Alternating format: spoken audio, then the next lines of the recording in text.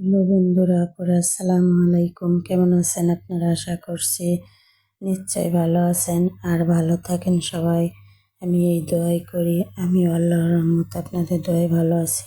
এই যে আবার আজকের সেই ঝাল ঝাল এই যে আমার আজকে সেই ঝাল ঝাল শুটকি ভুনা, ঢাকনা সরিয়ে শেষের দিকে আবারও কষাতে হবে।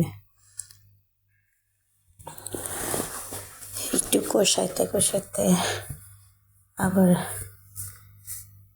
ওইদিকে রাইস কুকারে সবজি দিয়ে শুটকি হয়ে এসেছে। কালার মাশাল্লাহ সুন্দর এসেছে। সবজি শুটকি রান্না হয়ে গেছে। এখন নামিয়ে নেব, আপনাদের দেখাচ্ছি। মাশাল্লাহ সুন্দর কালার এসেছে।